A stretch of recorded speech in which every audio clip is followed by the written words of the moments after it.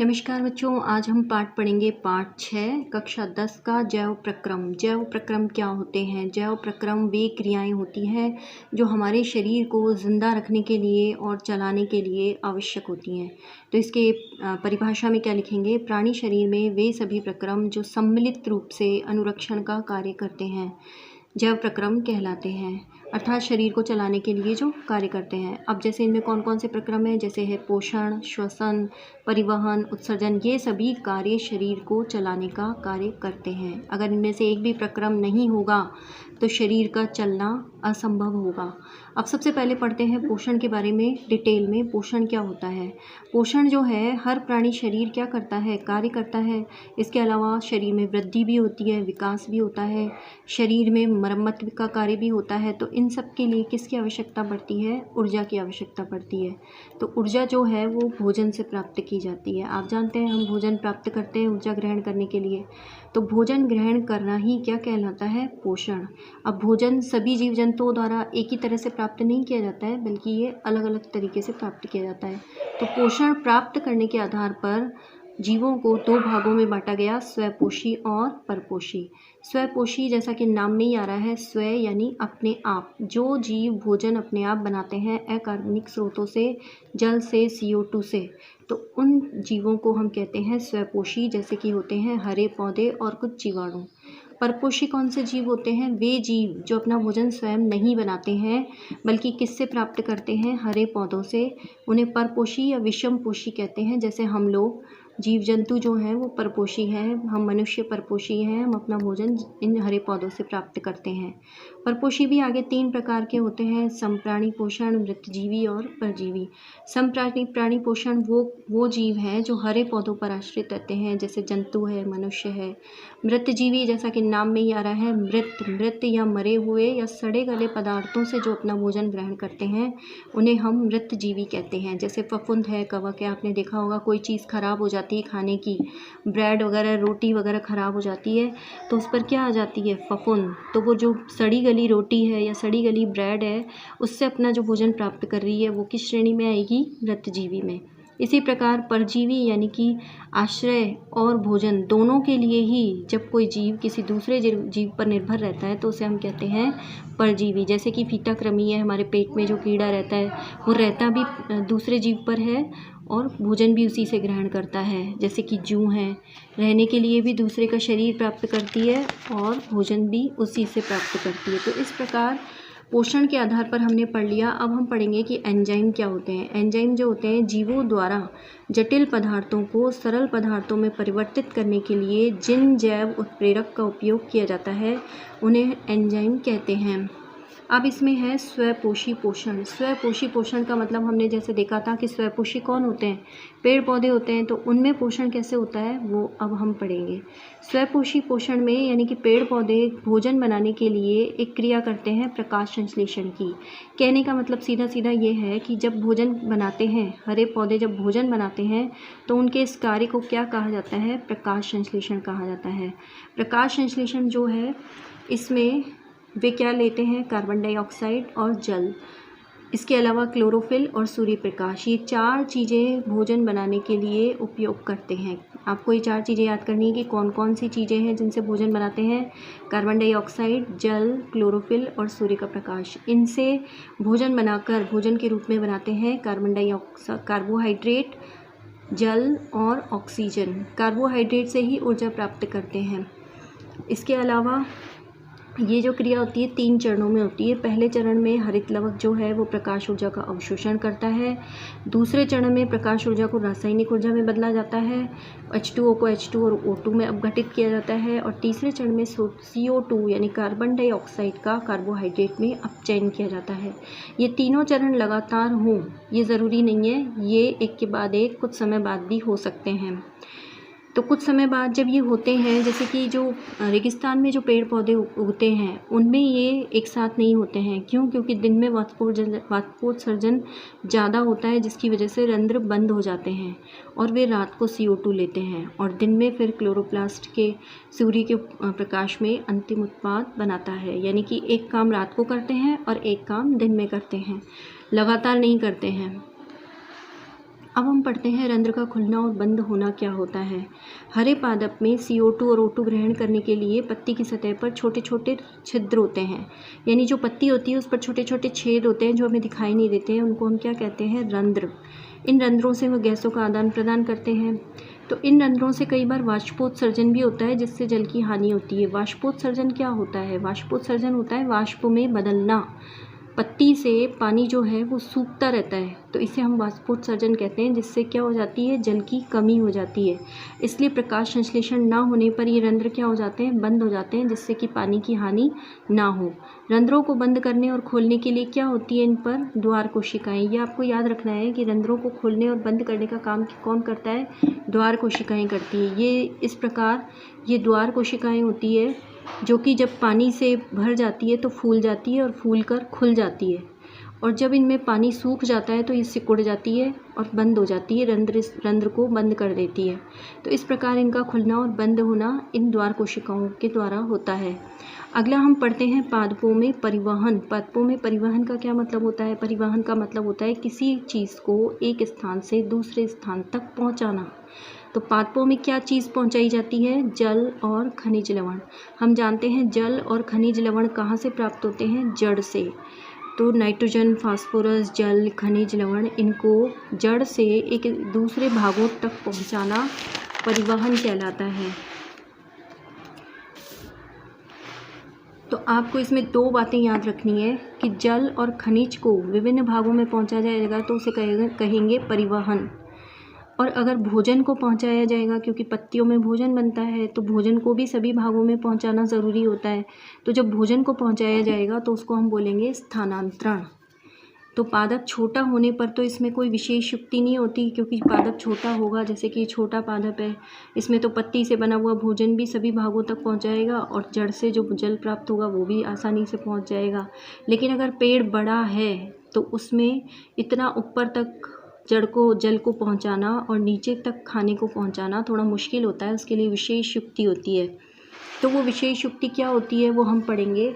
सबसे पहले हम पढ़ेंगे कि परिवहन के लिए दो प्रकार होता है, जल और खनिज के परिवहन को तो बोलते हैं परिवहन, और भोजन के परिवहन को बोलते हैं स्थानांतरण। परिवहन जो जल और खनिज का होता है वो कहाँ से होगा? जड़ से, क्योंकि जल किस में रहता है? जड़ में।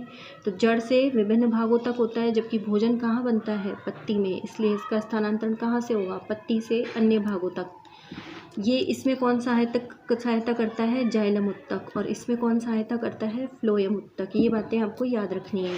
इसके बाद हम पढ़ते हैं परिवहन, यानी कि जड़ द्वारा जल का और खनिज लवणों का परिवहन।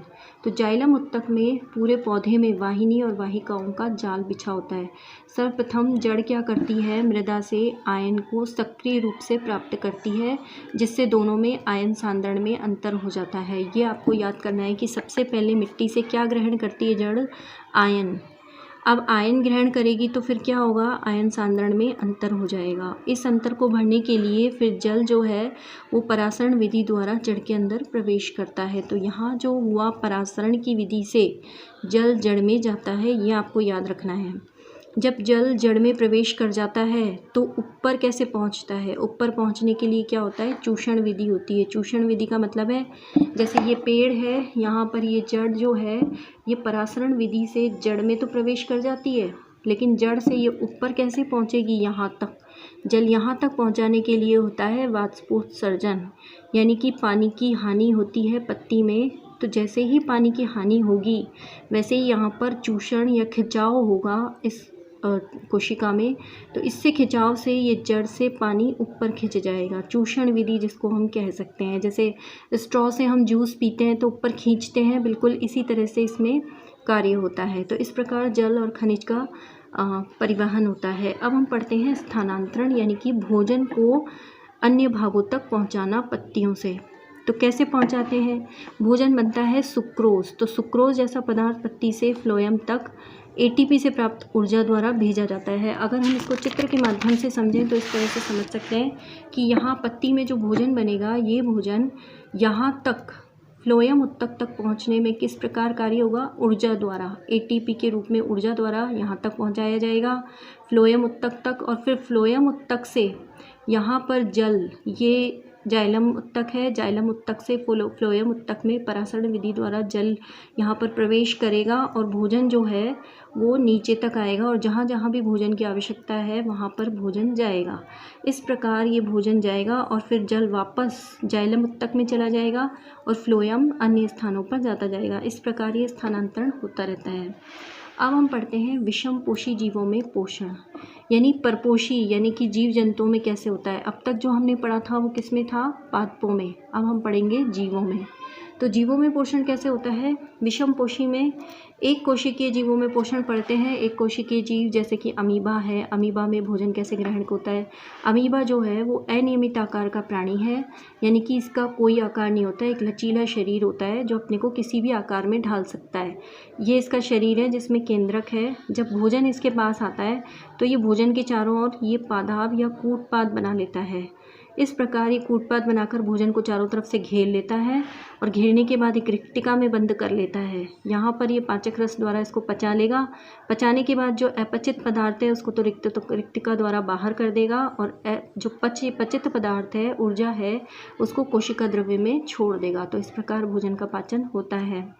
अगर बात करें पैरामीशियम की, तो पैरामीशियम में इसका आकार निश्चित होता है और निश्चित स्थान से ही भोजन ग्रहण करता है। तो इस प्रकार इसमें पक्षपाभ होते हैं, बालनुमा रचनाएं होती है पक्षपाभ, जो कि भोजन को पकड़कर इसके उस निश्चित स्थान द्वारा अंदर प्रवेश करवाती है और फिर भोजन का पाचन होता है। इस प्रकार हमने एक कोशिकीय जीव में पढ़ लिया। अब हम पढ़ेंगे कि मनुष्य में भोजन का पाचन कैसे होता है।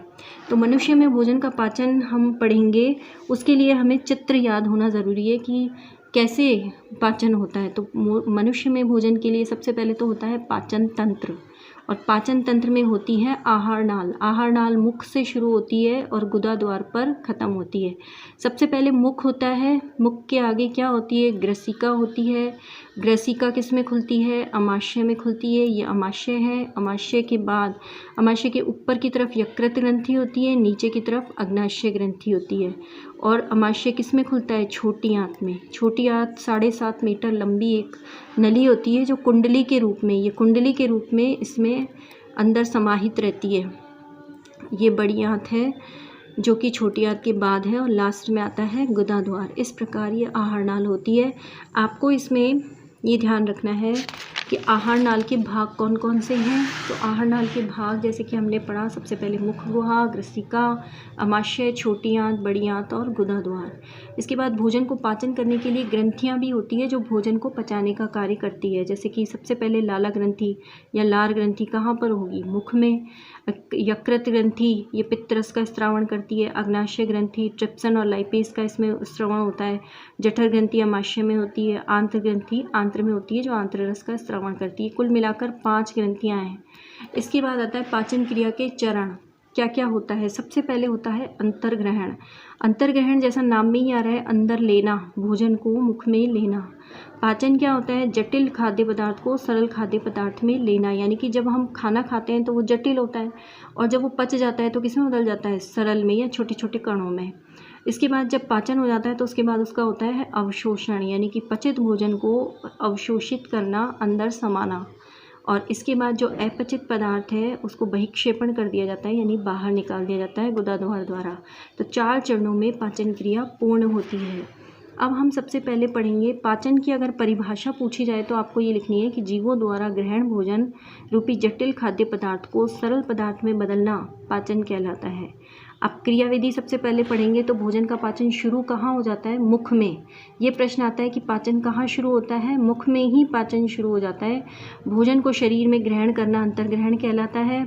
यहाँ भोजन को चबाकर छोटे छोटे कणों में बदला जाता है। जीभ क्या काम करती है, जीभ भोजन को मुंह में चलाती है, उसमें लार मिलाती है और स्वाद कलिकाओं द्वारा स्वाद का एहसास कराती है। इसके अलावा सबसे मेन काम क्या होता है यहाँ पे कि लार ग्रंथि होती है जो लार एमाइलेज एंजाइम का स्रावण करती है, जो कि कार्बोहाइड्रेट का पाचन करती है। तो आपको ये ध्यान रखना है कि यहाँ पे किसका पाचन हुआ, कार्बोहाइड्रेट का पाचन हुआ। अब भोजन जो है वो मुख से कहाँ आएगा, ग्रसिका में आएगा। ग्रसिका में एक श्लेष्मा युक्त झिल्ली होती है जिससे भोजन आसानी से निगलने में आता है। इसके अलावा इसमें क्रमाकुंचन गति होती है, यानी लहर वाली गति होती है, जिसकी वजह से ग्रसिका से भोजन केवल निगलने का ही काम होता है। कहने का मतलब ग्रसिका में पाचन नहीं होता है। अब यहाँ से भोजन आएगा अमाशय में। अमाशय की जो भित्ति होती है वो पेशी होती है और उसके अंदर क्या होती है, जठर ग्रंथियाँ। तो जठर ग्रंथि 3 तरह का रस स्रावित करती है। सबसे पहले HCl, पेप्सिन एंजाइम और श्लेष्मा। HCl जो होता है ये खट्टा रस होता है, खट्टा जो कि पाचन के लिए अम्लीय माध्यम बनाता है, यानी कि एंजाइम इस पर काम कर सकें, पचा सकें, इसके लिए सबसे पहले उसका क्या करना ज़रूरी है, अम्लीय माध्यम बनाना ज़रूरी है। तो HCl वो कार्य करता है। इसके बाद इसमें एंजाइम जो है वो पेप्सिन एंजाइम निकलता है, जो कि भोजन में जो प्रोटीन है उसका पाचन करता है। और एक रस होता है श्लेष्मा, जो कि ये जो HCl है इससे इसके आंतरिक स्तर को बचाता है। हम जानते हैं कि खट्टा होता है ये, तो खट्टा होगा तो क्या होगा, इसकी आंतरिक स्तर को नुकसान पहुंचेगा, तो इसको नुकसान से बचाने के लिए ये श्लेष्मा स्रावित होता है। अब भोजन आ जाता है अमाशय से किस में, शुद्रांत्र में। शुद्रांत्र में भोजन पचता भी है और अवशोषित भी होता है। नाम इसका छोटी आंत है, लेकिन ये सबसे बड़ा हिस्सा होता है, 7.5 मीटर लंबा होता है करीब, जो कि कुंडलित अवस्था में बैठा अवस्था में होता है पेट में। और घास खाने वाले जंतुओं में ज़्यादा लंबी होती है और मांसाहारी जंतुओं में थोड़ी छोटी होती है शुद्रांत्र। अब हम बात करते हैं यहाँ पर पूर्ण पाचन भोजन का होता है और अवशोषण के लिए इसमें पाए जाते हैं दीर्घ रोम। ये आपको पूछा जाता है कि शुद्रांत्र में क्या कार्य होता है, पाचन का भी और अवशोषण का भी। शुद्रांत्र में पाचन के लिए क्या होता है, पाचन के लिए 3 तरह की ग्रंथियाँ इसमें होती है, यकृत ग्रंथि, अग्नाशय ग्रंथि और आंत्र ग्रंथि। यकृत ग्रंथि आपको ध्यान रखना है, शरीर की सबसे बड़ी ग्रंथि है, इससे पित्त रस निकलता है। अग्नाशय ग्रंथि से अग्नाशय रस निकलता है, आंत्र ग्रंथि से आंत्र रस निकलता है। इन तीनों के कार्य क्या हैं ये भी हमको याद करने हैं। तो सबसे पहले पित्त रस का कार्य देखें तो पित्त रस के 2 कार्य हैं। पहला कार्य तो ये है कि अमाशय में जो अम्लीय माध्यम था उसको ये किस में बदलता है, क्षारीय माध्यम में। और इसके अलावा जो बड़ी वसा गुलिकाएँ होती हैं, यानी वसा जो होती है वो बड़ी गुलिकाओं के रूप में होती है, जिसको खंडित करके ये छोटी छोटी गुलिकाओं में बदलता है, यानी इमल्सीकृत करता है। इसके बाद अग्नाशय रस का क्या कार्य है, ये 2 एंजाइम स्रावित करता है, ट्रिप्सिन और लाइपेज। ट्रिप्सिन प्रोटीन का पाचन करता है, लाइपेज इमल्सीकृत वसा का पाचन करता है। और तीसरा है आंत्र रस। आंत्र रस जो है वो भोजन का पूर्ण पाचन कर देता है, क्योंकि भोजन में ये तीनों चीज़ें ही होती है, प्रोटीन, कार्बोहाइड्रेट और वसा। तो ये पूरी तरह से प्रोटीन को एमिनो अम्ल में बदल देता है, कार्बोहाइड्रेट को ग्लूकोज में बदल देता है और वसा को वसा अम्ल ग्लिसरॉल में बदल देता है। यहाँ पर ये प्रश्न इम्पॉर्टेंट है कि प्रोटीन, कार्बोहाइड्रेट और वसा का अंतिम उत्पाद क्या होता है। तो प्रोटीन का एमिनो अम्ल, कार्बोहाइड्रेट का ग्लूकोज और वसा का वसा अम्ल और ग्लिसरॉल। अब आंत में छोटी आंत में जब भोजन का पाचन हो जाता है उसके बाद उसकी आंतरिक भित्ति में उंगली जैसे प्रवर्ध होते हैं, जिनको हम कहते हैं दीर्घ रोम। इसका क्या काम होता है, इसका काम होता है कि जो ये अवशोषण करती है शुद्रांत्र, इस अवशोषण की सतही क्षेत्रफल को बढ़ा देता है। यानी कि हमने अभी पढ़ा कि जो शुद्रांत होती है उसके 2 कार्य होते हैं, पहले पाचन करना फिर अवशोषण करना। तो ये अवशोषण किसके माध्यम से करती है, दीर्घ रोम के माध्यम से। ये क्या करते हैं, अवशोषण के सतही क्षेत्रफल को बढ़ा देते हैं। इनमें जो रुधिर वाहिकाएँ होती है वो अवशोषित भोजन को शरीर की प्रत्येक कोशिका तक पहुंचाती है। कहने का मतलब भोजन पचने के बाद उसको अवशोषित करके बहुत सारी कोशिकाओं तक पहुंचाना इसका काम होता है। और फिर वहाँ पर क्या होता है, वहाँ पर इनसे ऊर्जा प्राप्त की जाती है। अब भोजन आ जाता है वृत्तांत्र में, यानी बड़ी आंत में।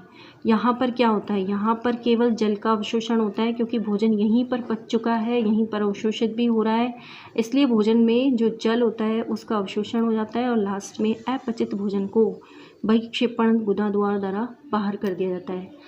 इस प्रकार ये पाचन क्रिया पूर्ण हो जाती है। एक दंत शरण हम थोड़ा सा पढ़ लेते हैं कि हमारे दांतों में शरण क्यों होना शुरू हो जाता है, यानी खिरना क्यों शुरू हो जाते हैं। उसका कारण क्या है, उसका कारण ये है कि जब हम खाना खाते हैं तो खाना हमारे दांतों में फंस जाता है और इससे क्रिया कौन कर लेते हैं, जीवाणु।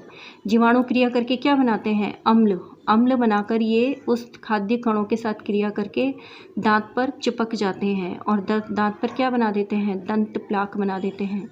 ये दांत को पूरी तरह से ढक लेता है और लार्वी इस पर कोई क्रिया नहीं कर पाती है। तो इसलिए ये धीरे धीरे दंत का क्षरण करना शुरू कर देता है। और इसका उपाय क्या है? इसका उपाय ये है कि भोजन के बाद हमें ब्रश करना चाहिए, जिससे कि दांतों में खाना फंसा हुआ बाहर निकल जाए। इस प्रकार आज हमने पाचन क्रिया तक पाठ पढ़ लिया है। इससे आगे का आगे पढ़ेंगे।